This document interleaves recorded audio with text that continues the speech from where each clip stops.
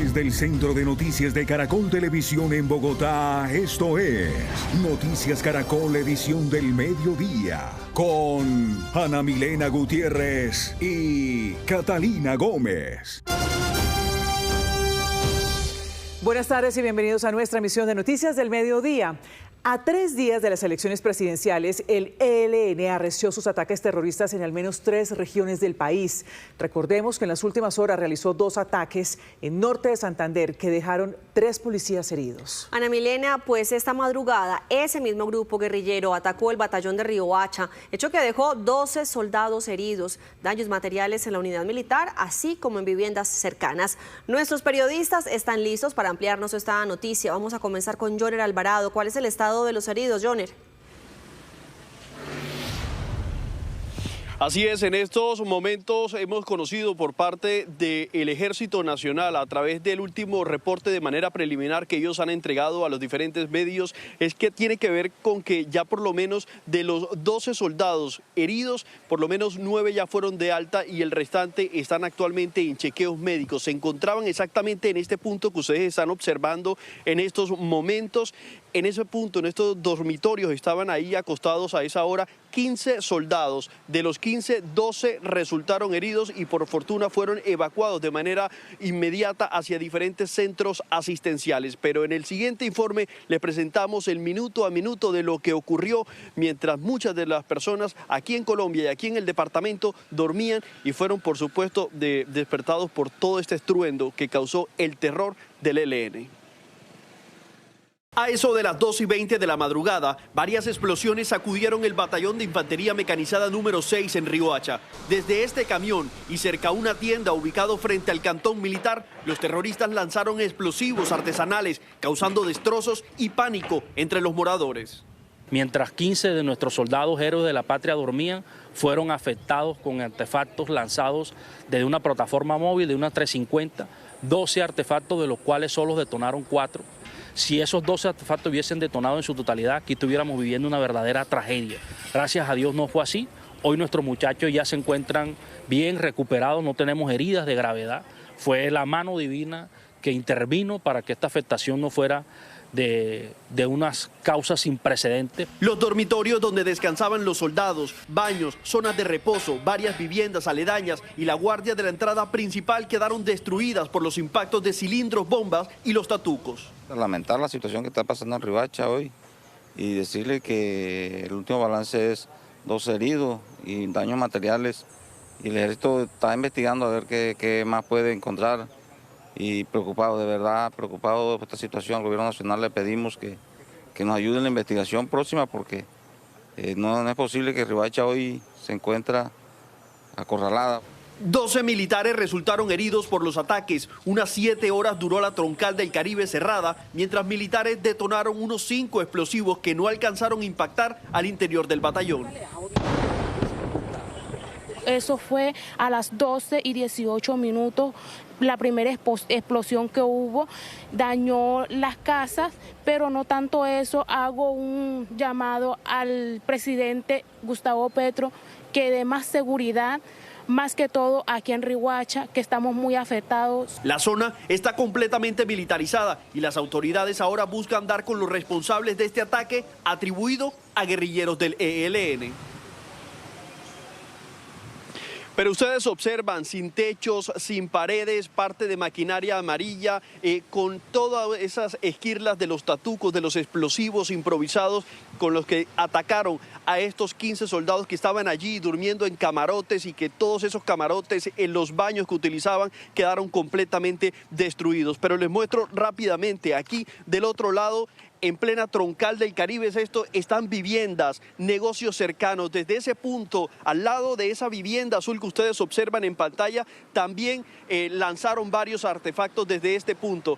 El otro punto fue exactamente aproximadamente a unos 300 metros de aquí, desde una vía terciaria, desde un camión, desde una rampa. Allí dispararon estos tatucos y estos explosivos contra estos miembros de la fuerza pública mientras estos estaban durmiendo. La guardia también quedó completamente destruida y esta troncal del Caribe duró 7 horas cerrada. Pero en el siguiente informe les muestro lo que nos dice la gente que vive en esta zona.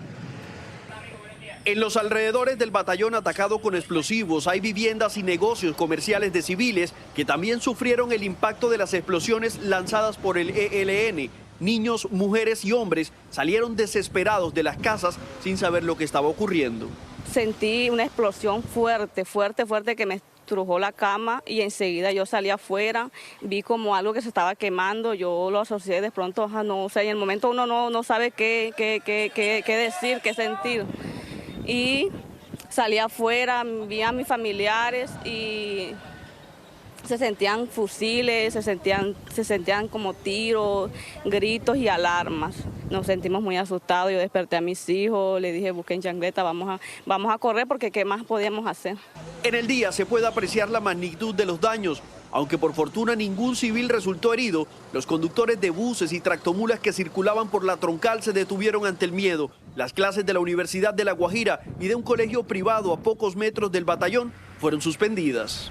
Yo estoy aquí desde las 2 de la mañana y lo que se escucha es que hubo un atentado contra el batallón aquí de Riohacha. Yo estoy acá y pues sonaron los bombazos y no nos dejaron continuar. Aquí estamos en la Universidad de Riohacha esperando a ver qué sucede. Atacan un batallón que es la máxima seguridad de nosotros, la población. Ahora, ¿qué sería de nosotros? ¿Qué es lo que a nosotros nos preocupa en estos momentos? Los militares retomaron el control de la zona en medio de la angustia de los moradores que fueron testigos de las explosiones cerca de sus viviendas. La vía principal fue abierta después de 7 horas. Vean, y es que ustedes están observando las imágenes del horror, del terror que están causando estos hechos terroristas aquí en el departamento de La Guajira y en diferentes regiones del país. El mismo general, el comandante del ejército, estuvo aquí, el general Gómez, en un consejo extraordinario de seguridad. Manifestó que esto es atribuido a una subestructura del ELN conocida como el 6 de diciembre, que afectó, por supuesto, a cada una de las personas que se encontraba aquí al interior. La alcaldía y la gobernación han ofrecido cerca de 200 millones de recompensa y además la gobernación dijo que va a iniciar todo lo que compete para reconstruir esto que ustedes están viendo a mis espaldas. Pero veamos lo que dijo el comandante del Ejército Nacional. Nos ubican el camión aproximadamente a 400 metros de las instalaciones del batallón sobre una carretera que es aledaña a las instalaciones de la unidad. Desde ahí, este vehículo estaba acondicionado con 12 rampas, 12 tubos de lanzamiento, con 12 artefactos explosivos. De esos 12 artefactos explosivos, 3 detonaron en las instalaciones del batallón, 9 cayeron por fuera de las instalaciones del batallón, no se activaron y fueron destruidos de manera controlada por técnicos antiexplosivos de nuestra Policía Nacional. Afectaron el alojamiento de la guardia. ¿Hubo fallas? Por ejemplo, general, ¿qué faltó en la seguridad de ese batallón para prevenir un atentado de estas dimensiones? Ubicar una volqueta tan cerca del batallón y lanzar 12 artefactos explosivos. Así es, estamos evaluando precisamente el dispositivo de seguridad, la defensa en perímetro que tiene la unidad, verificando el dispositivo, las fallas que se hayan cometido en ese dispositivo que se hayan tenido. Igualmente, ¿qué vamos a hacer nosotros para mejorar las condiciones de seguridad del batallón? Hay unas cámaras que están instaladas, igualmente hay unas capacidades de inteligencia que pudieron haber fallado, pero estamos justamente en eso, haciendo la evaluación de las fallas que se pueden haber cometido para justamente tomar acciones y decisiones y mejorar las condiciones de seguridad, no solamente del batallón, sino de todo el perímetro y de todas las operaciones.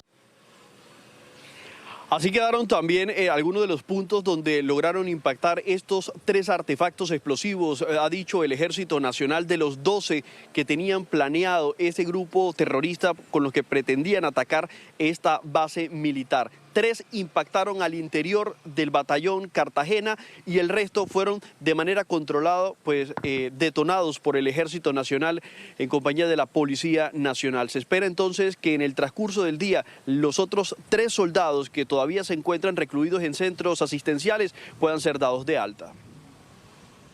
Estamos atentos a su estado de salud. Joner, gracias por su completo reporte. Vamos ahora a otro sitio de Riohacha donde las autoridades están tomando medidas tras el atentado terrorista. Winton de Farías, ¿qué dice el alcalde de esa ciudad? Hola, ¿qué tal? Así es, me encuentro en el centro de la capital de La Guajira, acá en la clínica Cedes, una de las clínicas privadas de esta hermosa ciudad ubicada en el norte de Colombia, y precisamente queremos trasladarle la pregunta al alcalde Genaro Redondo, que muy amablemente atiende a Noticias Caracol a esta hora. Alcalde, cuéntenos, ¿cuál es ese balance que ustedes se encuentran después de que por acá pasaran los heridos? Usted tuvo un encuentro cercano con ellos ahorita mismo, ¿no? Bueno, muy importante, le damos gracias a Dios porque afortunadamente de 12 personas heridas ya 11 se encuentran completamente fuera de peligro, tenemos 7 que se encuentran en el batallón Cartagena, 3 que en algunas horas le van a dar salida de esta clínica sede y solamente 1 lesionado en el oído medio, y esperamos que con la fe en Dios se recupere prontamente. Bueno, ustedes también tienen una recompensa conjuntamente con el ministro de Defensa, que estuvieron en las últimas horas por lo menos de manera por vía virtual, ¿no? Sí, así agradecemos al general Gómez, a nuestro ministro Pedro Sánchez, a toda la cúpula militar y policía. Hemos terminado un consejo de seguridad donde junto con la gobernación de La Guajira se ha destinado hasta 200 millones de pesos por quien dé con algunas informaciones que puedan dar claridad de los hechos sucedidos en horas de la madrugada contra la infraestructura del batallón Cartagena. Alcalde, cuéntenos, ¿cuál es el herido? Me comentaba que se encuentra en unidad de cuidados intensivos, incluso va a ser a cirugía, ¿no? Mire, ese paciente ya acabamos de hablar aquí con todos los especialistas, lo que nos dicen es que ya fue sometido a cirugía, se les trajo un cuerpo extraño y en este momento está en recuperación en un intermedio. Cuéntenos, alcalde, ¿quiénes son esta parte del ELN que viene atentando contra las estructuras, en este caso contra la fuerza pública? Bueno, lo primero es rechazar y solidarizarnos con todo nuestro Ejército Nacional. Hoy es materia de investigación, los móviles se prevé que aproximadamente a 380, 400 metros de la infraestructura del batallón Cartagena fueron colocados con un vehículo unos artefactos explosivos que afortunadamente solamente fueron de los 12, solamente se pudieron activar 3. Gracias a Dios no pasó a mayores, pero hoy seguimos con ese compromiso con el departamento, seguimos ese compromiso también con la ciudadanía, sobre todo con los moradores que se encuentran alrededor del batallón Cartagena, a los cuales también hemos visitado junto con la cúpula militar, junto con la cúpula policiva, y vamos a seguir brindando seguridad a nuestra gente en el distrito de Riohacha. Por último, alcalde, a 3 días de las elecciones, ¿cómo se va a garantizar la seguridad para todos aquellos votantes en esta capital? Mira, muy importante, en el Consejo de Seguridad, junto con la policía, junto con el ejército, también se dispuso de más de 1000 efectivos para todo el departamento de La Guajira, para que la gente pueda salir a expresar su democracia con libertad, pero lo más importante, con seguridad. Es el alcalde Genaro Redondo, el alcalde de la ciudad de Riohacha, entonces dando un parte satisfactorio en lo que tiene que ver con las personas lesionadas. Solamente uno que se encuentra en UCI, el resto ya será dado de alta en las próximas horas aquí en la clínica Cedes, en el centro de la capital de La Guajira. Winton, gracias, y un agradecimiento también, como usted dice, al alcalde Genaro Redondo por estar con nosotros. Y es que el ELN ha aumentado su accionar terrorista en los últimos días. Estefany Valencia, ¿qué explicación hay sobre este atentado en La Guajira? Buenas tardes. Mire, las autoridades hacen 3 lecturas de este atentado. La primera dicen que es en respuesta a la ofensiva de las fuerzas militares. Recordemos que hace poco retomaron los bombardeos contra el ELN, que ha dejado varios integrantes de esa guerrilla muertos. Segundo, inteligencia militar señala que La Guajira es un corredor estratégico del narcotráfico para el ELN, porque a través de esa frontera sacarían la droga que siembran en el Catatumbo. Y tercero, dicen las autoridades que es una dinámica que se repite en los años de elecciones, y es que previo a las jornadas electorales se incrementan los hechos violentos como una forma de mostrar el poder y la presencia de un grupo. Esto se ve reflejado en la oleada de atentados perpetrados por el ELN en los últimos días. El domingo en la región del Catatumbo atacaron con drones una unidad militar en Tibú, asesinaron a un soldado y 7 más resultaron heridos. También atacaron con drones una vivienda campesina. Ayer lunes cometieron un ataque con explosivos contra una patrulla de la policía en la vía Cúcuta-Pamplona. Después los atacaron a disparos con armas largas. 3 uniformados resultaron heridos. Es un recordatorio al país de la vigencia de este grupo, del hecho de que este gobierno que sale no pudo derrotarlos ni desmovilizarlos, que por el contrario se han fortalecido, y es un reto a las campañas presidenciales y a los candidatos que han prometido acabar, arrasar y destruir al ELN en el menor tiempo posible. Les están diciendo, aquí estamos y aquí seguiremos, hay ELN para rato, pero además así no lo quieran. se proyectan como el grupo que va a definir en gran medida la agenda de seguridad y de paz en el próximo gobierno. Señalan las autoridades al Frente de Guerra Norte, que delinque principalmente allí en La Guajira, pero una oleada de atentados terroristas que preocupa también a las autoridades de cara a las elecciones. Solo durante el Plan Democracia ya se han registrado más de 60 hechos violentos y atentados terroristas en nuestro país. Stephanie, gracias. A las 12:46, miren esta historia. En Popayán, los carros de la basura han tenido que ser custodiados por las graves amenazas del ELN a la empresa de aseo de la ciudad. La alcaldía declaró la emergencia sanitaria. Así, tiene que ser transportada la basura en Popayán, en caravanas vigiladas por policía y ejército. Esto porque el ELN amenazó a Urbacer, empresa encargada del servicio de aseo en la capital del Cauca. Tras las amenazas, 2 vehículos recolectores han sido incinerados en días pasados. La situación más grave se presentó cuando hombres armados dispararon de manera indiscriminada contra los vehículos. Ha sido el ELN quien se las ha atribuido y ellas han consistido fundamentalmente en el reclamo de pago de unas sumas de dinero elevadísimas, desproporcionadas para el tamaño de nuestra compañía y para los ingresos de una empresa como Urbacer Popayán. La empresa no los ha atendido, lo que ha hecho es formular las denuncias penales ante la Fiscalía General de la Nación. Diariamente, 20 vehículos recogen la basura en la ciudad y deben ser escoltados para llegar al relleno sanitario a depositar los desechos. La policía desde primer momento se ha puesto al frente, acompañando los vehículos, acompañando a nuestros conductores y brindándoles la seguridad necesaria. El ejército nos está acompañando también, realizando puestos en la vía y garantizando que se pueda realizar la recolección aquí en la ciudad y su disposición final en el relleno sanitario. La administración municipal, a través de un comunicado, declaró la emergencia sanitaria preventiva en la ciudad. Popayán produce 350 toneladas de basura al día y por la situación solo se están recogiendo 180 toneladas, lo cual está generando acumulación de desechos en las calles. Hay una recompensa de hasta 80 millones de pesos por información que se conlleve a la captura o información que lleve a tener vistos importantes sobre los actores que están llevando a esta situación en la ciudad de Popayán y sobre todo a la empresa Urbacer. Si las amenazas continúan, Urbacer piensa en tomar decisiones. Gaula, Ejército y Policía, así como organismos de inteligencia, investigan las amenazas. Las autoridades en Caquetá investigan quiénes estarían detrás del atentado ocurrido en el casco urbano de Florencia, que dejó 2 policías heridos. Enoc Montenegro, ¿cómo están los policías?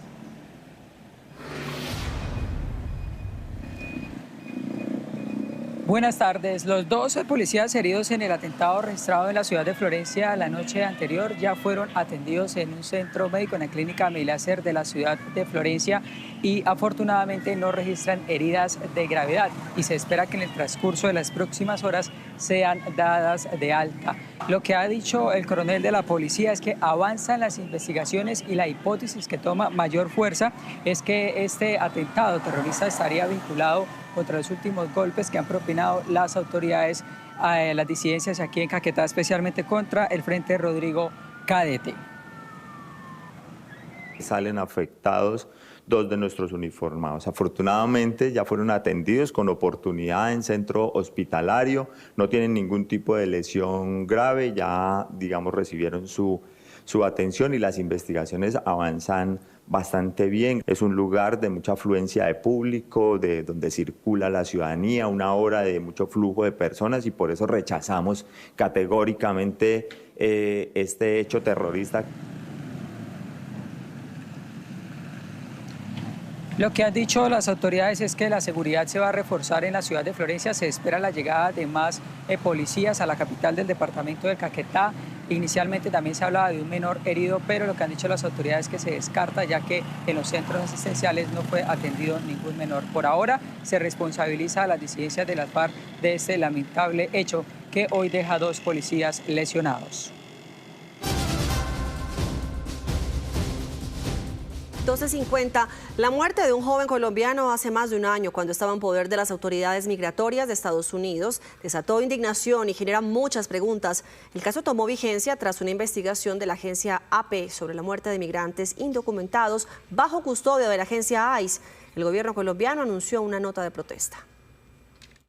El joven camina de un lado a otro mientras se persigna, mira a la cámara Se refugia en su cama. Eran los últimos registros en video de Brian Rayo Garzón, de tan solo 28 años, quien luego intentarían oficiales y agentes de este centro de detención migratorio reanimar. Su muerte fue pronunciada el 8 de abril de 2025, pero estas imágenes del departamento del sheriff del condado de Phelps, en Missouri, y que fueron reveladas por la agencia AP, reavivan la controversia por los abusos de la agencia migratoria ICE contra los detenidos. De acuerdo a la ficha de Brian, ingresó de manera ilegal a los Estados Unidos en noviembre de 2023 y en junio de 2024 un juez ordenó su deportación. Tenía anotaciones criminales porque ya había sido capturado por hurto y en 2025 fue detenido por uso fraudulento de un dispositivo de débito o crédito. Brian tan solo duró días en un centro de detención en Missouri. Desde su reclusión ya había anotaciones médicas de complicaciones. Brian, según los registros, reportó dolor de cabeza y de cuerpo, así como también náuseas y fiebre. En su cuarto día de detención envió esta nota a uno de los guardias, suplicando que lo dejaran llamar a su mamá. Una hora después hallaron el cuerpo sin respuesta de Brian, con una sábana alrededor de su cuello. Su muerte fue calificada como un suicidio por la agencia ICE. Su madre inmediatamente abre una página de recolección de fondos para pagar por su funeral, en la que publicó varias fotos donde se le veía al joven Brian junto a ella y otros familiares. Hoy, el presidente Petro expresó su solidaridad y protesta. El pasado 14 de abril se celebró en Missouri la misa del primer aniversario de la muerte de Brian. Su madre finalmente solo pudo recoger $8,000 de los $9,000 que había pedido en colaboración para el pago de sus honras fúnebres.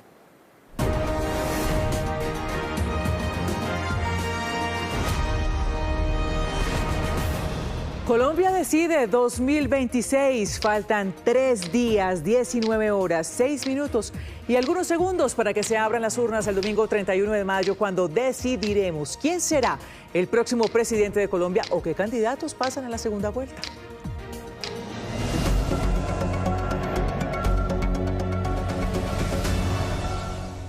12:53 minutos, buenas tardes. Activamos este radar de la política con el llamado que a 4 días de elecciones presidenciales hicieron los obispos del país. Le pidieron a los candidatos presidenciales grandeza en la jornada del próximo domingo, pero sobre todo respeto por los resultados. Luis Eduardo Maldonado nos cuenta cuál fue otro mensaje que enviaron los obispos. La verdad son varios mensajes. Primero, le piden a los candidatos presidenciales que promuevan la convivencia en el país y les recuerdan que para eso es necesario que depongan los ánimos. Segundo, le recuerda a la Iglesia a los 11 candidatos presidenciales y a los 11 candidatos vicepresidenciales el grado de responsabilidad que tienen en este momento con el país, momento que la Iglesia califica de crucial y delicado. Habla el presidente de la Conferencia Episcopal. Con respeto y esperanza, les saludamos y los invitamos a favorecer, antes y después de las votaciones, un clima nacional de serenidad y paz. La responsabilidad que ustedes tienen en la actual coyuntura que vive el país, como bien lo saben, es altísima, crucial y delicada. Hoy resulta prioritario contribuir a disponer los ánimos de la población para promover la convivencia pacífica y evitar toda forma de violencia entre los colombianos. De ustedes se espera, de manera especial, que sean artesanos y arquitectos de la paz. Pero hay más mensajes de la Iglesia a 4 días de las elecciones presidenciales. Le recuerdan a los candidatos que es necesario respetar la vida, que tejan un puente humano con puntos para proyectar un mejor país, pero además le piden respeto por la dignidad humana. Bien, Luis Eduardo, muchísimas gracias. Una feliz tarde, 12 de la tarde, 12 del día, 55 minutos.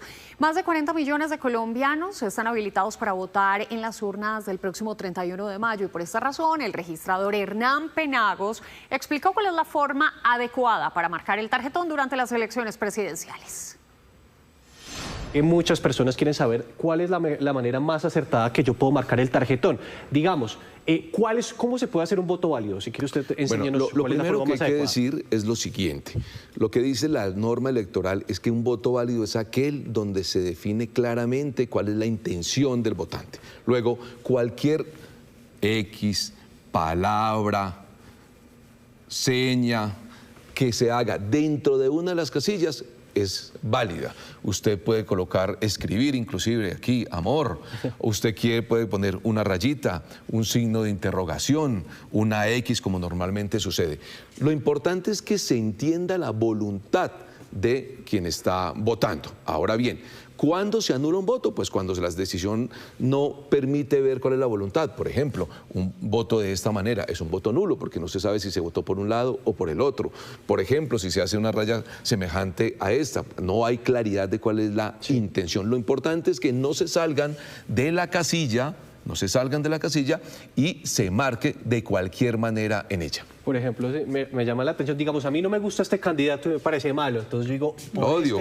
Lo odio. Entonces, ese voto es válido para ese candidato. Ese voto es válido para válido para ese candidato porque se entiende que la intención fue marcarlo a él. Entonces usted escribe aquí, odio, pues no importa, el voto se hace y se cuenta a favor de ese candidato. Lo importante es que no se salgan de la casilla, que se observe claramente dónde se quiso marcar. Y por ejemplo, registrador, si a mí me gusta este candidato, yo marco mi voto y a este no me cae bien, odio, pongamos el ejemplo, me imagino, ahí el voto queda nulo. El voto es nulo porque se están marcando dos casillas diferentes, no hay claridad de cuál es la intención de la persona, por tanto este voto es nulo. Otro ejemplo, por ejemplo, digamos, yo quiero votar por este candidato, pero yo quiero marcarlo así. ¿Qué pasa si yo me salgo del recuadro? Si se sale del recuadro, puede haber lugar al que el voto se anule. Hay que marcarlo dentro del recuadro. Por ejemplo, en este caso, un jurado podría interpretar que se está marcando claramente al candidato y que hay dificultades porque aquí está en blanco. Pero si usted lo hiciera, por ejemplo, en esta línea y llegara hasta este punto, por ejemplo, ese voto podría ser nulo, sin duda es nulo. Hay muchos mitos por la forma en que la gente puede marcar el tarjetón. Dicen que obligatoriamente tiene que ser una X, pero lo que yo entiendo es que puede ser de distintas maneras. Puede ser un círculo, una raya, con tal de que no se salga del recuadro. De acuerdo, de cualquier manera, no es necesario marcar la X, como decíamos ahora, un círculo, un recuadro, un signo de interrogación, un asterisco, un número, es decir, cualquier seña que implique e indique que se está marcando un determinado candidato. Y aquí hay que decir una cosa muy importante, las personas, todas las ciudadanas y ciudadanos pueden llevar su lapicero, estilógrafo, carbón, témpera, esmalte, lo que quieran. Lo digo por lo siguiente, porque no empiezan... importa el color también. No importa, porque empiezan las narrativas de que los lapiceros, de que las tintas se borran. Esos lapiceros tienen pruebas que se han llevado a cabo técnicamente. Todos los lapiceros se tomaron aleatoriamente y se trajeron técnicos para que las revisaran en compañía de los partidos políticos, de las misiones de observación, de la MOE. Sí. Sin embargo, cualquier persona puede llevar su propio lapicero. ¿Qué es lo que ocurre? Que si no llevamos lapicero, pues muchos ciudadanos no tienen o no están portando un lapicero y terminan pues incomodándose por eso.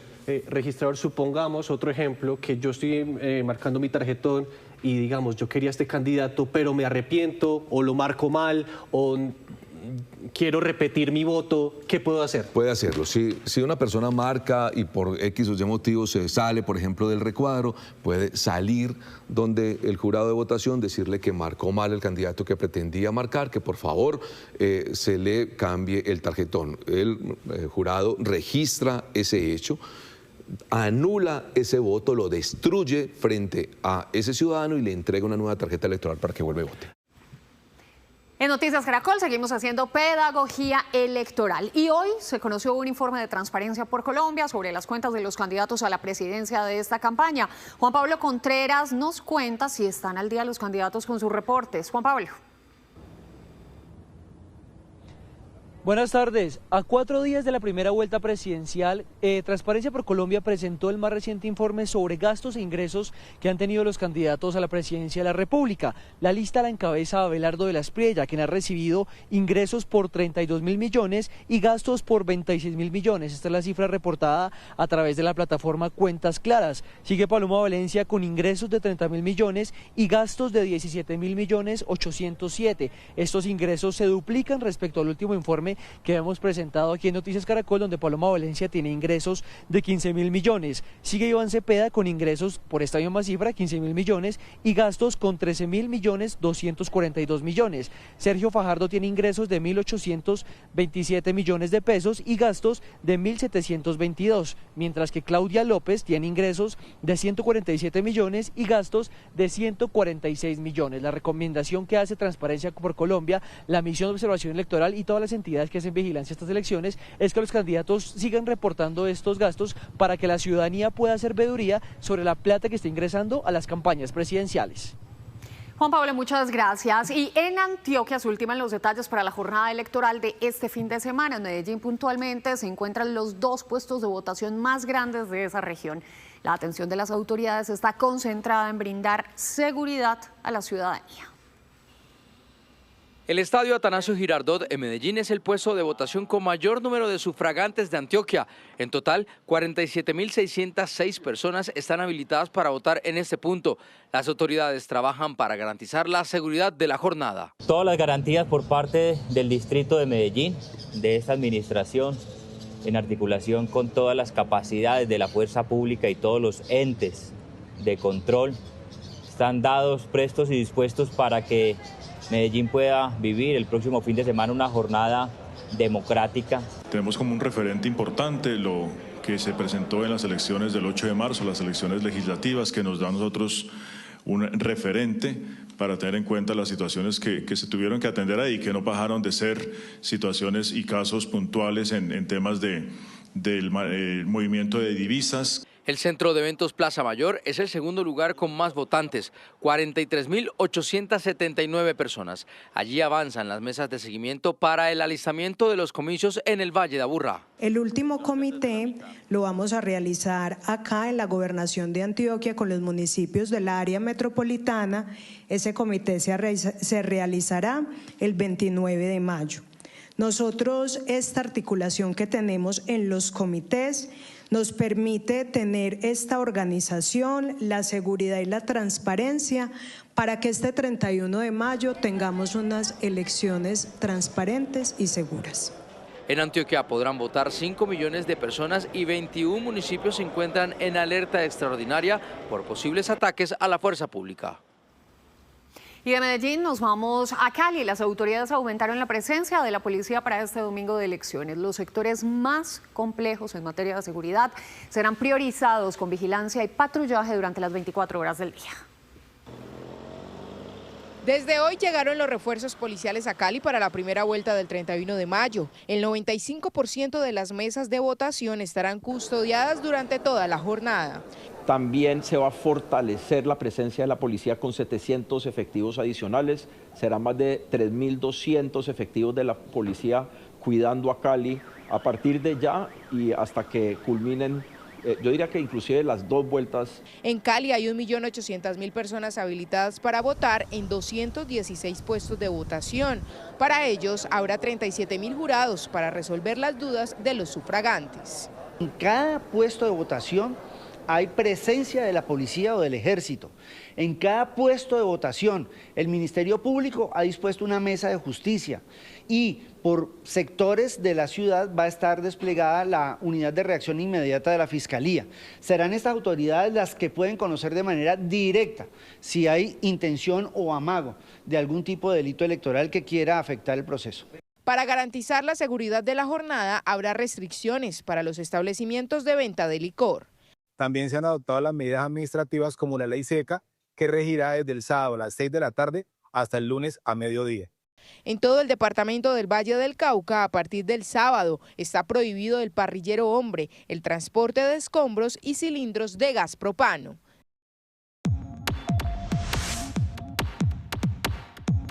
¿Cuál es el mayor problema que Colombia necesita resolver y que influirá en su voto este domingo? Los leemos en @noticiascaracol. 1 de la tarde, 7 minutos. En Cali fue condenado a 3 años de cárcel el hombre que hace un año agredió con insultos racistas a un agente de tránsito. Aunque pagaba casa por cárcel, ahora irá a prisión.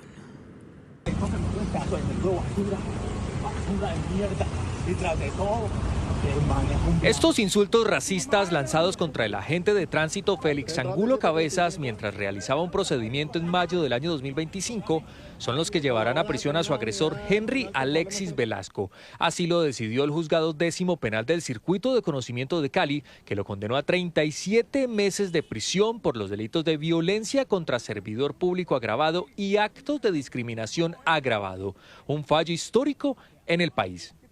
porque dada la naturaleza del delito, que es violencia contra servidor público, esta persona no tiene derecho a ningún beneficio o sustituto penal, lo que quiere decir que deberá cumplir esos 37 meses de prisión al interior de un establecimiento carcelario.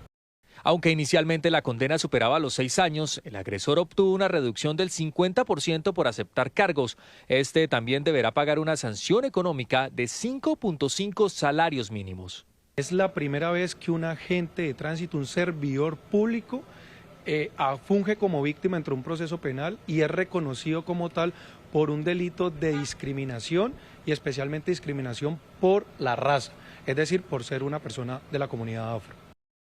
La víctima agradeció el fallo e hizo un llamado al respeto de las normas de tránsito. Lo que me pasó a mí es un antes y un después, donde todos tenemos derechos y somos iguales y debemos respetar las normas. Este tipo de situaciones permite la reivindicación de los derechos. De mi parte, de mi corazón, no existe ningún tipo de rencor, solo amor. Mientras queda en firme la decisión, el condenado continuará bajo la medida de casa por cárcel, la misma que cumple desde hace un año. A esta hora es noticia en el sur del departamento del Cesar un siniestro vial que deja como saldo 3 personas fallecidas, entre las que se encuentra una mujer. En hechos ocurridos en el tramo que comunica al municipio de Pelaya con el corregimiento de La Mata. Según las primeras versiones de las autoridades, una motocicleta en la que se desplazaban los hoy fallecidos fue arrollada por un tractocamión cuando circulaban por el sector de Puente Amarillo. En esta región hay preocupación por el número de accidentes que se vienen registrando en la Ruta del Sol y que comprometen en la mayoría de los casos a motociclistas y conductores de tractocamiones. A esta hora la noticia en el departamento de Córdoba es la lamentable muerte de 2 líderes juveniles en medio de un accidente de tránsito ocurrido en la vía que va desde el municipio de Ciénaga de Oro al municipio de Cereté. Los 2 jóvenes se movilizaban en una motocicleta que chocó contra de un camión de carga pesada. Mientras las autoridades investigan las causas del siniestro, las víctimas fueron identificadas como Armenia Sarmiento, natural del municipio de Tuchín, y Domingo Álvarez, natural del municipio de San Andrés de Sotavento. A esta hora es noticia la destrucción de un artefacto explosivo tipo cilindro que según el Ejército Nacional había sido instalado por el Frente Camilo Torres del ELN en la vía que comunica de San Alberto con Bucaramanga, sector La Esperanza, y que estaba destinado para poder atentar contra la población civil, contra tropas del Ejército Nacional de la Quinta Brigada y del Batallón Ricaurte que estaban por este sector que comunica a Santander, norte de Santander y municipios del sur del Cesar. Las autoridades hacen un especial llamado a las comunidades a denunciar estos actos terroristas a la línea 107. A esta hora la noticia en el Guaviare es la llegada de 50 indígenas de la comunidad Hu a San José del Guaviare desplazados por el conflicto armado. Esta comunidad indígena está asentada en Mapiripán Meta y salió huyendo por el reclutamiento de menores. La alcaldía les habilitó un coliseo como albergue temporal, pero le piden ayuda al gobierno nacional, que es el responsable de atender a la población indígena. De igual manera hay reportes de confinamiento de más de 3.000 campesinos en zona rural de San José del Guaviare. Esto por enfrentamientos entre las disidencias de las FARC de alias Calarcá y alias Iván Mordisco. 1:38 p.m. Como les hemos estado contando estos días, revisamos los perfiles y programas de gobierno de los candidatos más opcionados para llegar a la presidencia de la República.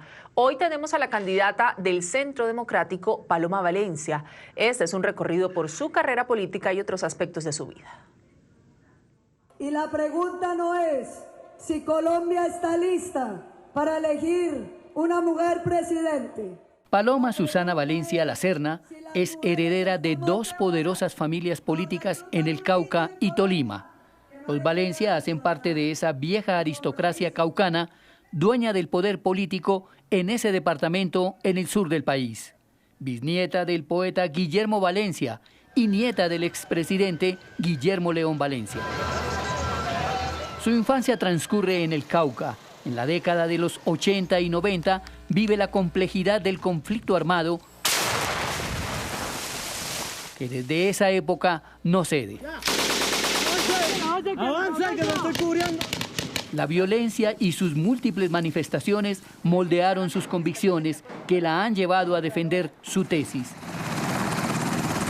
La seguridad y la autoridad es la base de la convivencia ciudadana. Estudió Derecho y Filosofía en la Universidad de los Andes y siendo aún estudiante en los años 90, fue seducida por el discurso del entonces gobernador Álvaro Uribe y su estrategia para enfrentar a las guerrillas izquierdistas. Con el propósito de que nuestra fuerza pública pueda mejorar, superar sus limitaciones de logística. Luego de trabajar en medios de comunicación como columnista y realizadora de varios programas radiales, se lanzó a la política en 2006 en la lista a la Cámara por Bogotá de Alas Equipo Colombia, el partido del ex senador y exministro Luis Alfredo Ramos. Pero su primera incursión en la política fracasó porque su grupo no obtuvo ninguna curul. Luego de quemarse con Alas Equipo Colombia, recalculó su trayectoria y se acercó al que sería su mentor político, Álvaro Uribe Vélez. Los actores armados. Lo acompañó en la fundación de su nuevo proyecto político, el Centro Democrático. A tratar bien para que tengan una oportunidad de resocialización. Bajo las banderas de su partido, en 2014 llegó al Senado en la lista cerrada que lideró Álvaro Uribe. Desde el Congreso, en los últimos 12 años, ha sido una defensora incondicional de las tesis uribistas. Pero yo sí encuentro que Colombia no puede seguir en la tónica de que vamos metiendo a la cárcel a la gente mientras la juzgan. En 2015, en una visita a Santander de Quilichao, en el Cauca, produjo una de las declaraciones más polémicas de su vida política. Un referéndum para decidir si partimos el departamento en dos. Un departamento indígena para que ellos hagan sus paros, sus manifestaciones y sus invasiones, y un departamento con vocación de desarrollo, donde podamos tener vías, donde se promueva la inversión. Mientras que invitaba a las comunidades afrodescendientes a escoger uno de los dos territorios. Desde el nacimiento de la República, las comunidades indígenas han reclamado los territorios que siempre habitaron y consideran suyos, mientras familias como la de Paloma han defendido hasta con títulos reales la propiedad de la tierra. En el 2016 fue una de las figuras visibles que apoyó la campaña por el no en el plebiscito por la paz. Nos anuncian que se inicia un diálogo con los secuestradores en el que se les pretende otorgar también impunidad y representación política. Como miembro de la oposición, desde la Comisión Primera del Senado, ha cuestionado las reformas que adelanta el gobierno Petro en temas como la salud, pensiones y hasta la presencia en el Congreso de los desmovilizados de las FARC. Deme lo mismo que le ha dado a la izquierda, lo mismo que le dio al narcoterrorista Pablo Catatumbo. En esta carrera hacia la presidencia de la República, la candidata decidió apoyar la gran consulta por Colombia, donde ha reivindicado el nombre del expresidente Uribe. No, defínase. Mujer vota mujer. Paloma Valencia quiere ser la primera mujer en gobernar el país. Centra sus propuestas en un modelo de seguridad democrática similar al que presentó Uribe en sus 2 periodos de gobierno. La candidata rechaza la paz total y propone la seguridad total, bajo la premisa de que los criminales deben ir a la cárcel y no al Congreso. Su propuesta se basa en 4 pilares. Vamos a usar todas las formas de lucha contra el narcotráfico, incluyendo la fumigación, para poder reducir esos cultivos ilícitos. Y vamos a utilizar las herramientas de extinción de dominio para quitarle hasta el último centavo a esos ilegales. El segundo es el fortalecimiento de la fuerza pública. Necesitamos un segundo Plan Colombia en alianza con los Estados Unidos y con Israel para tener toda la tecnología que le permita a la Fuerza Armada de Colombia poder controlar y estar por encima de todos los grupos ilegales. El tercero es reenamorar a las comunidades rurales con la fuerza pública. Aquí tenemos que volver a tejer ese vínculo entre la fuerza pública, Camila, y la comunidad, que pasa porque los programas de consolidación territorial, de la acción cívico-militar vuelvan a funcionar.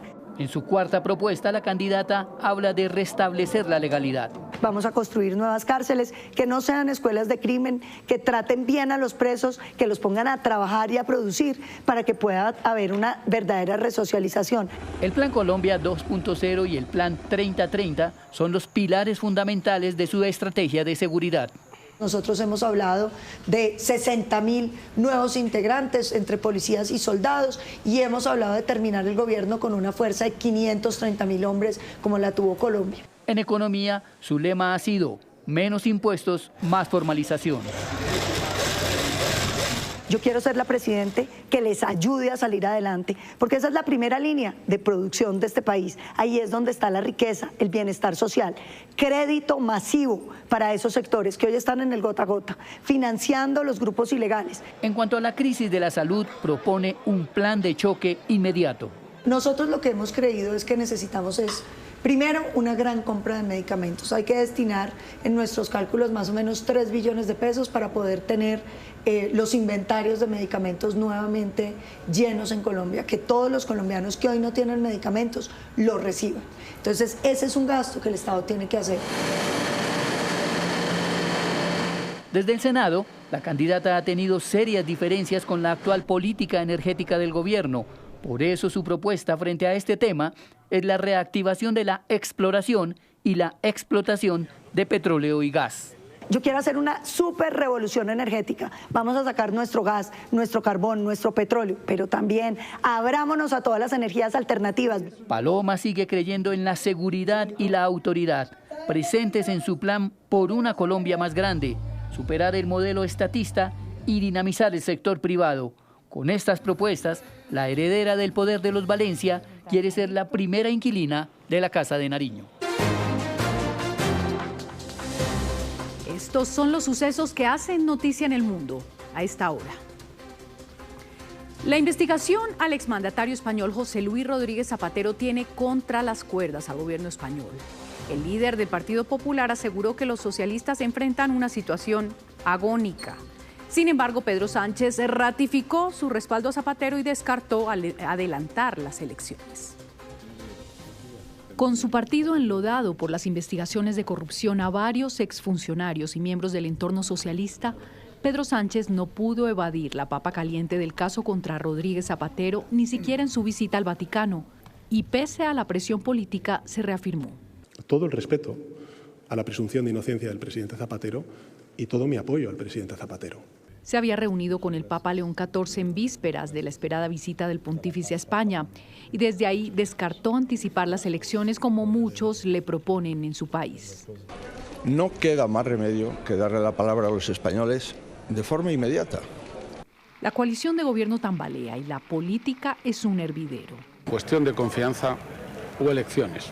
Y entre tanto siguen apareciendo pruebas. La investigación sitúa a José Luis Rodríguez Zapatero como la cabeza de una red de tráfico de influencias ante instancias públicas en favor de terceros y específicamente de la aerolínea Plus Ultra, que tiene casi el 50% de capital venezolano.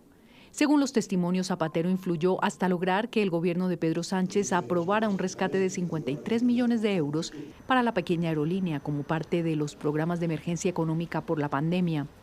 Los beneficios habrían sido canalizados hacia él y hacia su entorno más próximo, incluida su esposa Sonsoles Espinosa, que comparte una cuenta bancaria a la cual habrían llegado algunos pagos. En la caja fuerte tenían valiosas joyas que, asegura la secretaria, serían una herencia de la esposa. Están vinculadas también sus hijas, cuya empresa habría sido utilizada para ocultar pagos mediante facturas falsas, y su amigo Julio Martínez, en cuya casa fueron hallados 300.000 euros en efectivo. A Zapatero se le señala de organización criminal, blanqueo de capitales, tráfico de influencias y falsedad documental. Debido a la extensión del expediente, el juez de la Audiencia Nacional, José Luis Calama, aplazó la declaración de Zapatero prevista para el 2 de junio para los días 17 y 18 de junio. Laos, en el sudeste asiático, fue escenario de un rescate que recordó los heroicos hechos de la cueva de Tailandia en 2018. 7 personas quedaron atrapadas en una caverna y después de una semana de búsqueda, con ayuda de un grupo de expertos precisamente tailandeses, lograron localizarlos y rescatar a algunos de ellos. La emoción se hizo evidente.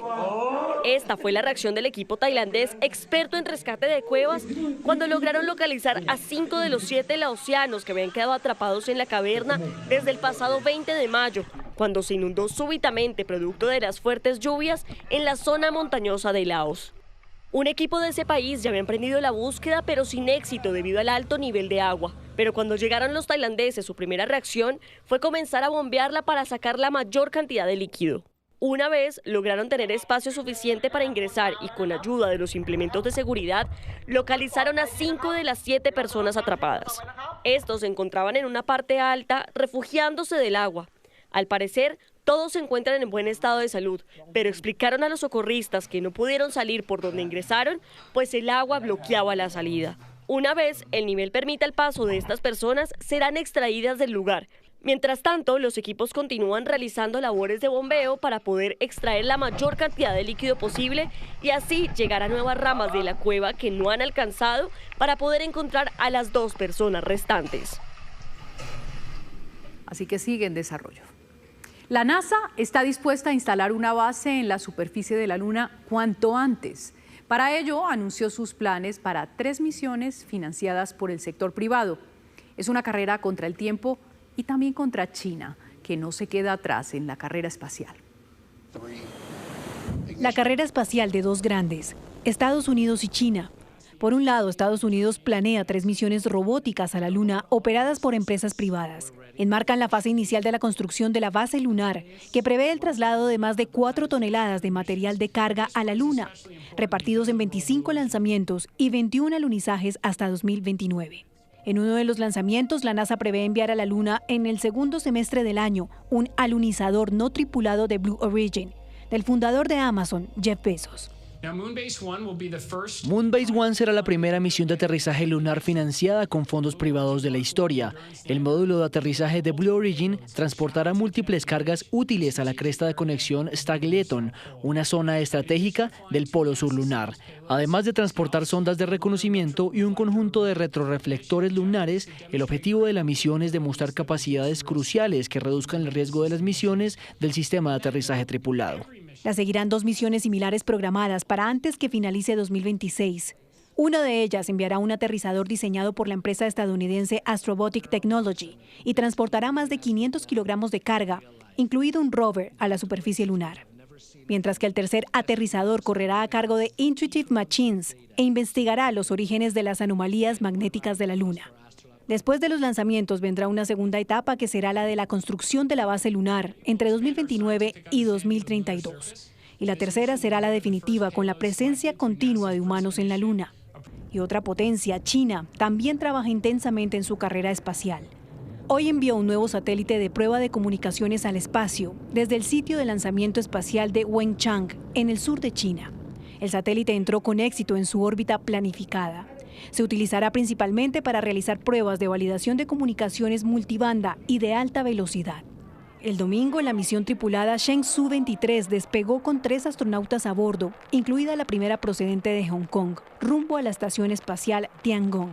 Los astronautas iniciarán una misión durante la cual realizarán investigaciones científicas. 2:25, a esta hora les contamos que a Bogotá llegaron hoy más de 700 nuevos policías que reforzarán la seguridad en la capital y apoyarán la lucha contra delitos como los robos y los homicidios.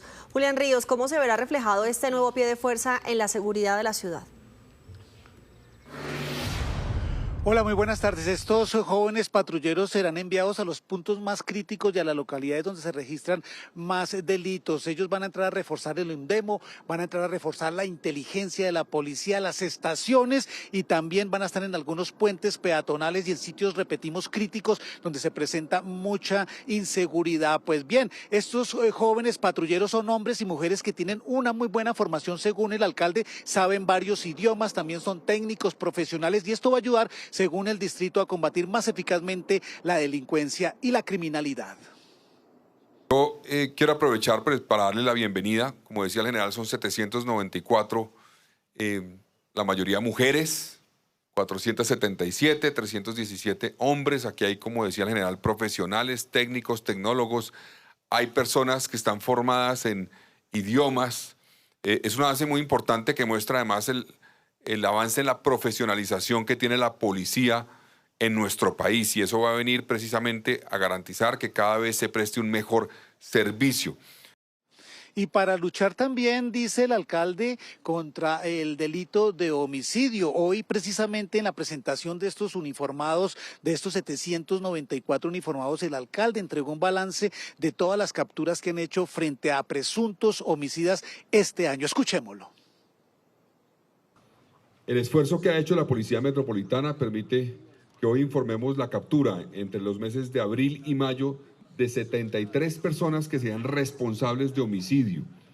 Son homicidios que se cometieron en Bogotá entre el año 2025 e inicios de este año 2026. Aquí tenemos a 38 de ellos. Hay 35 adicionales que ya están en centros de reclusión por cuenta de las investigaciones que avanzan. Este es un resultado muy importante, ¿no? Algunos de estos detenidos pues están enfrentando sus procesos penales y según el distrito otros ya fueron condenados.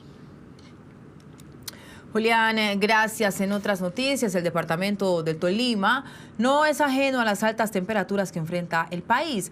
Llegamos hasta Valle del San Juan, donde el intenso sol y la falta de lluvias acabaron con cientos de hectáreas de maíz, dejando al municipio sumido en una fuerte crisis económica.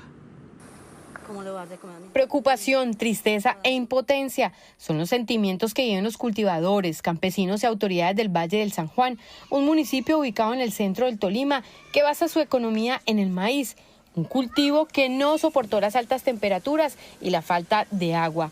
Ahora, dicen, solo dependen de una ayuda divina. Mamita, que ya se perdió la cosecha y pues estamos esperando el agua, está siendo rogativa, pero no quiere llover. En Valle del San Juan se cultivan casi 5.000 hectáreas de maíz. Luis Eduardo Guayara es uno de los cultivadores, un hombre curtido por el sol de las largas jornadas en el campo. Recorre con tristeza los lotes que durante meses trabajó, pero donde hoy no hay cosecha. Yo llevo 45 años de estar cultivando maíz. El fenómeno, pues sí, yo he estado en varios, porque yo llevo 45 años de estar cultivando maíz, pero no tan duro y habían pronosticado que a partir de junio, julio, agosto, y resulta que nos cogió en abril y los maíces, vea, se nos quedaron con toda la inversión porque no nos cayó agua que necesitábamos para que la planta se desarrollara, todo bien. No, vea, se perdió hasta, mejor dicho, como decimos, quedamos en la nada. Cientos de hectáreas de matas de maíz dejaron de crecer por falta de agua. Pues mira, esta es la plántula, ni siquiera llegó al 50% del crecimiento. Mira la mazorca, normalmente una planta de esta tiene 3 mazorcas, a 4, mire, solo tiene una. Mire el tamaño, no llena, no hay nada que se pueda salvar. El alcalde del Valle del San Juan dice que esta situación se convierte en una crisis social, pues gran parte de la economía de su municipio se mueve gracias al maíz. Le digo que es posiblemente incluso la peor situación que ha tenido Valle de San Juan en su historia respecto al tema de los cultivos de maíz y de ganadería. Hay algunos cultivadores que manifiestan nunca haber visto esto, porque nunca se había adelantado el verano tan prontamente como llegó y con las temperaturas que estamos teniendo. Siempre habían tenido afectación de un porcentaje del cultivo, pero nunca lo habían perdido completo. Esto nunca había visto en Valle de San Juan. Dice el alcalde que las pérdidas superan los 12.000 millones de pesos y lo más grave es que recientemente en una reunión con funcionarios del gobierno nacional les informaron que no se podría sembrar una próxima cosecha, pues estaría para el mes de septiembre, donde estaría en su pico más alto el fenómeno del Niño.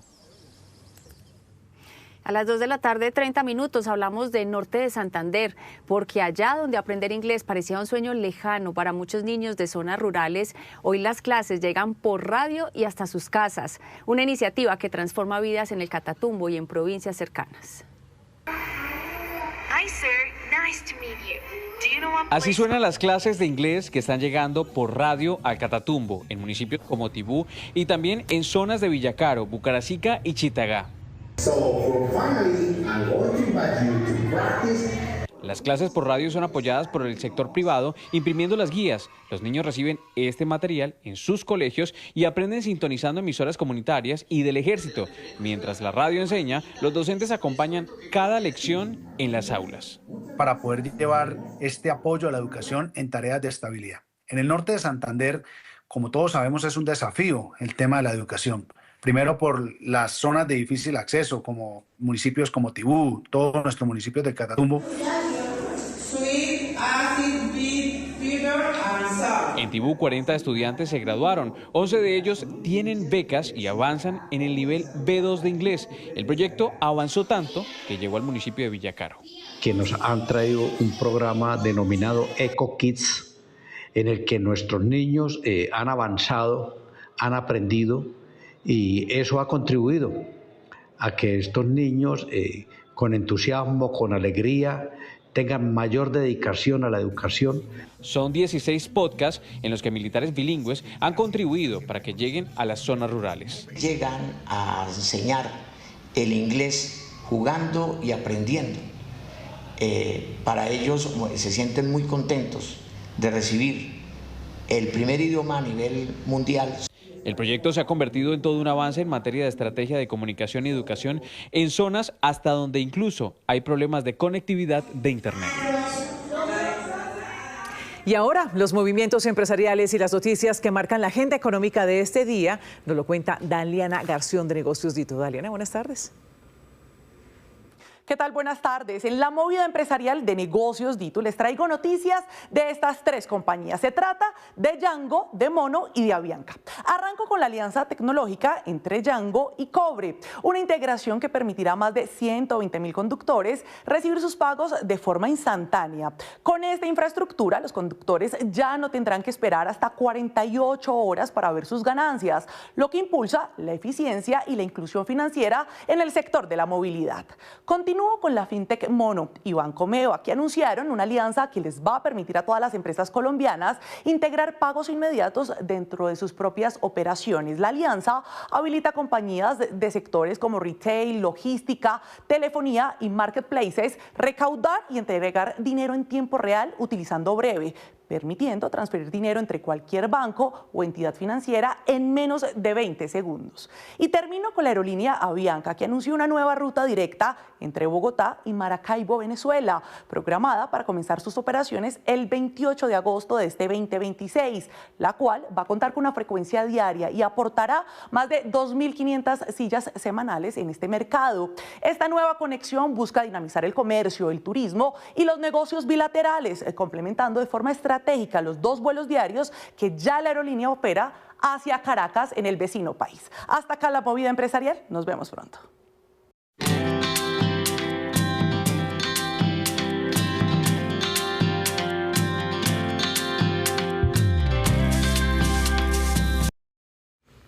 En el Parque Nacional Natural El Tuparro ocurrió el avistamiento de un jaguar. Habitantes del Bichado aseguran que cada vez se han vuelto más comunes ese tipo de encuentros con estos animales.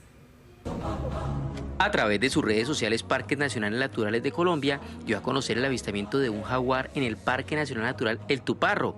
El hecho se registró durante una jornada de educación ambiental con comunidades indígenas. Fue un momento espectacular. ¿Por qué? Porque esto demuestra la capacidad que tiene el área protegida, la diversidad que alberga. Entonces es un trabajo fuerte que es lo que hacemos nosotros desde el área protegida, de las diferentes estrategias, que es conservar y preservar. Diferentes habitantes del departamento, ambientalistas y cuidadores de reservas aseguran que esos avistamientos se han vuelto más comunes en los últimos meses. Antes nos aparecía 1 o 2 felinos en el año.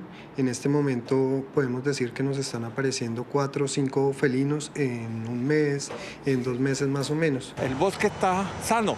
Necesitamos seguirlo cuidando y necesitamos que la gente de verdad respete la reserva.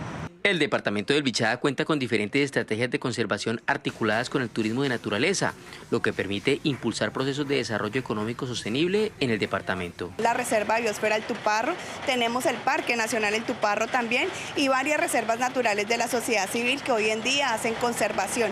Y ligar este tema al turismo de naturaleza es súper importante porque nos da un desarrollo económico sostenible. Autoridades ambientales destacan que estos avistamientos reflejan el buen estado de conservación de los ecosistemas en el Bichada y hacen un llamado a proteger la fauna silvestre y fortalecer las acciones de preservación en las áreas naturales del departamento.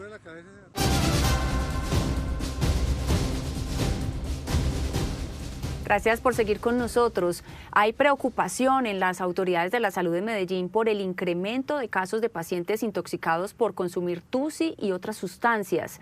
En las últimas horas se confirmó el primer caso de amputación por cuenta de esta droga sintética. Consumir tusi o la llamada cocaína rosa y mezclarlo con otras sustancias tóxicas e incluso con medicamentos de uso veterinario se está volviendo una moda en Medellín. Así lo reconocen las autoridades, quienes con preocupación buscan frenar esta práctica. Hemos hecho la activación de la mano del Departamento de Antioquia con sala de análisis de riesgo y también intensificamos la vigilancia epidemiológica en las instituciones de salud. En los últimos 3 meses se han atendido a 18 pacientes con síntomas crónicos relacionados al consumo de tusi. 7 terminaron en cuidados intensivos y 1 tuvo que ser amputado tras presentar isquemia aguda en sus extremidades superiores, es decir, sus dedos se quedaron sin sangre. Si no llega sangre, eso genera mucho dolor, ¿sí? Y el tejido, ¿sí? Los pies, los dedos pueden empezar a perder vitalidad, o sea, se pueden empezar a morir, o sea, se pueden gangrenar. Añadió el experto que la mezcla de diferentes sustancias como anfetamina, cocaína, éxtasis, procaína, anestésicos locales y otros puede comprometer varios órganos y funciones del cuerpo. Como las arritmias, como los eventos coronarios, o sea, el infarto asociado a tusi es presente y se ve, los accidentes cerebrovasculares. En Medellín se han reportado 14 casos de isquemia por consumir tusi, 2 en Itagüí y 2 más en el municipio de Bello. Pues a propósito de esta situación que se vive en Medellín, la Asociación Colombiana de Medicina Vascular alertó por el aumento de complicaciones asociadas al consumo de tusi. Isquemia, trombosis y daño orgánico son algunas de las consecuencias en pacientes jóvenes. El tusi no es inofensivo y tampoco es una droga definida, pues se trata de una mezcla ilegal cuya composición puede cambiar de forma muy rápida por la fabricación ilícita. Se supone que gran parte de las muestras deberían contener el 2-CB, conocido como tusi-B, droga sintética derivada de las anfetaminas, pero en la actualidad contienen ketamina, MDMA o éxtasis, cafeína y otros componentes no aptos para el consumo humano. Sí tiene una característica muy importante y es que lo que buscan es generar un estímulo, entonces son estimulantes del sistema simpático que lleva a mucho compromiso cardiovascular. La Asociación Colombiana de Medicina Vascular lanzó una alerta de salud pública. Casos de isquemia, trombosis y daño orgánico en pacientes menores de 30 años consumidores de esta sustancia se presentan con mayor frecuencia. Se produce la constricción de la arteria, no hay un flujo adecuado de sangre oxigenada al músculo y esto al final lo que produce pues es que este músculo se quede sin circulación, se produzca necrosis del músculo. Los médicos reiteran la urgente necesidad de acudir a un profesional ante ciertos signos de alarma. No es el volumen ni la cantidad de droga que esté consumiendo el paciente, puede ser un solo consumo y empieza a tener dolor intenso sobre las piernas, frialdad de la pierna, imposibilidad para mover la pierna o un brazo, o tiene dolor intenso en el pecho, pues debe consultar de inmediato. Según las autoridades, el tusi es solo un nombre comercial porque funciona actualmente como un cóctel de polidrogas que ha ganado terreno en espacios de ocio o convivencia juvenil. A las 2 de la tarde, 49 minutos, cambiamos de tema. Uno de los megaproyectos viales de quinta generación más importantes del país y que prometía transformar la movilidad en el eje cafetero fue rechazado por el gobierno nacional. Ahora la Procuraduría le pidió explicaciones a la Agencia Nacional de Infraestructura. Luisa Fernández, ¿en qué consiste esta mega obra? Buenas tardes. Este es uno de los proyectos viales más importantes del país en este momento, pues conectaría al eje cafetero con la capital del país como es Bogotá y con uno de los puertos más importantes que es Buenaventura. Pues hablemos entonces de este proyecto que no fue aprobado o autorizado por la Agencia Nacional de Infraestructura o por el Ministerio de Transporte. El proyecto ya está sobre documentos, tiene estudios y tiene los diseños y pretende intervenir 334 kilómetros de vía con una construcción de una doble calzada de 76.7 kilómetros y estarán o traza los departamentos de Caldas, Risaralda, Quindío y Valle del Cauca. Hay que decir que esta es una de las inversiones más grandes también de proyectos viales, son 7 billones de pesos que como es iniciativa privada estarían estos recursos 100%, los asume el consorcio, en este caso es Odinsa quien ha pasado esa propuesta que fue rechazada. Hay que decir también que este proyecto contempla reducir el desplazamiento del el tiempo de desplazamiento en un 20% por este corredor vial que traza los 4 departamentos ya mencionados, también construir 20 intersecciones, 50 kilómetros de ciclorrutas y generar un poco más de 54.000 empleos. Hablamos con el Colegio de Abogados de Transporte, que nos explicó la importancia de este proyecto que no fue aprobado. Porque esto implica no solamente la construcción de una carretera, sino las conexiones, también para el tema férreo y para el tema marítimo, porque estamos hablando del puerto de Buenaventura. De tal manera que es una obra de gran envergadura, es una obra de mucha importancia para el país, toda vez que lo que busca es la conexión y lograr la intermodalidad. Por eso es que este proyecto se puso dentro del Plan Nacional de Desarrollo y es un plan que viene estructurándose hace 8 años. El rechazo de este proyecto de construcción no cambia el actual contrato de operación y manejo de la vía que comunica a Armenia, Pereira y Manizales con la concesión Autopistas del Café y que para esa fecha revertirá al Estado. Gracias, Luisa. Y recorrimos el eje cafetero para conocer las reacciones a esta decisión que frena uno de los proyectos viales más importantes de esta región. Comenzamos en Armenia con Nelson Murillo. En el departamento del Quindío hay preocupación entre los gremios por el rechazo del Ministerio de Transporte y la Agencia Nacional de Infraestructura a la iniciativa IP Conexión Centro, una iniciativa que conectaría las localidades de Calarcá, Quindío y La Paila en Zarzal, norte del Valle. Esta conexión facilitaría reducir hasta el 20% del tiempo que hay en este trayecto, lo que facilitaría a su vez la movilidad de carga y transporte de pasajeros. Los gremios se pronunciaron así en el departamento del Quindío. Eso vale más de 7 millones de pesos y el gobierno no tiene recursos. La concesión es un esquema que ha funcionado bien, que en algunos casos de pronto hay que revisarlas, hay que revisar el valor de los peajes, estoy de acuerdo, hay que revisar muchas cosas, pero sin concesión muy complicado que esa obra se haga. Eso se ha quedado otros 20 años más. Precisamente debido a estas preocupaciones, los gremios del departamento del Quindío formularon a través de una carta varias peticiones a la ministra de Transporte y a la Agencia Nacional de Infraestructura para aclarar cómo va a ser el futuro de las vías en el eje cafetero, pero también la conexión con el Valle del Cauca. En Risaralda, los empresarios y la gobernación de Risaralda asegura que se necesita la inversión para las vías de acceso al departamento de Risaralda, pues son las que utilizan las personas que llegan como turistas a invertir o que se movilizan por esta zona del país y que es necesario mantener ese mejoramiento de estas vías, por lo que se necesita ese cobro y por lo menos la inversión del recaudo en las vías de Risaralda.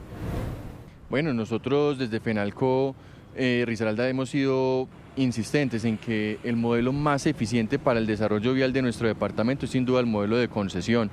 Nosotros sabemos que sin duda, si no hay una financiación privada para el desarrollo de las vías, es decir, que se pague por usar la vía como se está desarrollando de manera actual con el peaje, tendría que acceder el gobierno de otra forma, que es cobrarlo vía impuestos. Según el gobierno nacional, no se realizará otra concesión por el momento para los peajes de la autopista del Café en la zona cafetera, lo que mantiene la preocupación de los gremios y de los dirigentes en el departamento de Risaralda.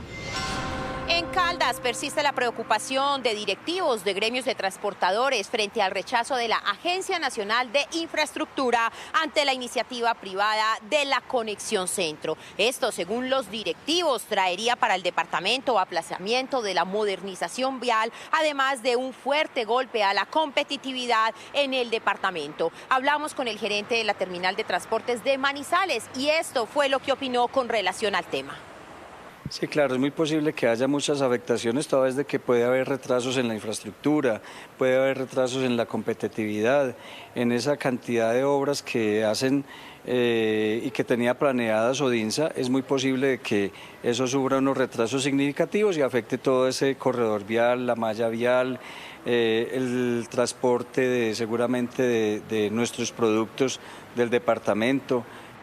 Según el gerente, este también sería un duro golpe económico, pues una obra de 7 billones de pesos estaría generando miles de empleos durante años, directos e indirectos. Esto sin contar con la dinamización que esto trae en sectores como el turismo, la hotelería, restaurantes, entre otros servicios. En julio habrá grandes cambios en materia laboral para los colombianos. Por un lado, la reducción de la jornada laboral semanal y por el otro, el aumento en el pago de los recargos por trabajar domingos y festivos. Hablamos con trabajadores, empleadores y gremios económicos. En este negocio de accesorios para motos, ubicado en el barrio 7 de agosto en Bogotá, ya están haciendo cuentas para ajustarse a la nueva reducción de la jornada laboral, que debe empezar a regir desde el 15 de julio y que pasará de 44 horas semanales a máximo 42. Para su propietario, este cambio implica tomar decisiones. Pagamos una comisión, pero ya con esta nueva ley, pues nos toca entrar a revisar cómo para no afectarles a ellos y que nosotros tampoco tocarles el tema de la comisión. Es lo que hemos pensado hasta el momento.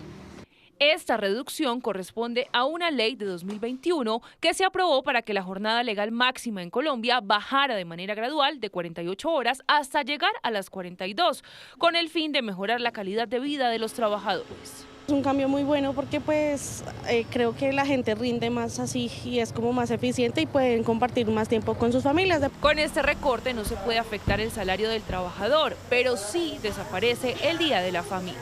Parte de la reducción de la jornada laboral para poder compensar las horas que se van a dejar de trabajar en la semana es reducir este Día de la Familia dentro de los derechos de los trabajadores. Gremios económicos como ACOPI y FENALCO advierten que este cambio, sumado a otros factores como el incremento del salario mínimo y la implementación de la reforma laboral, están generando grandes presiones para el tejido empresarial del país.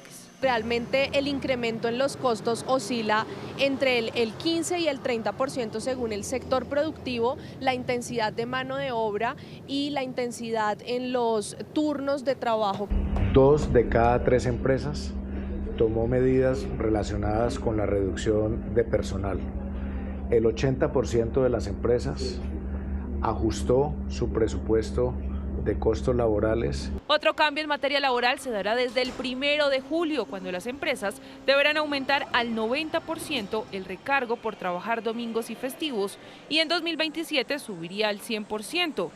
Así lo fijó la reforma laboral aprobada el año pasado. Así terminamos las noticias. Nos vemos a las 7 de la noche con una nueva edición informativa. Pero si quiere seguir los hechos del día, puede conectarse a partir de este momento a la señal digital de Noticias Caracol en nuestras plataformas digitales. En el canal Caracol ya viene Tormenta de Pasiones. Esto es Noticias Caracol. Primero la gente. Chao.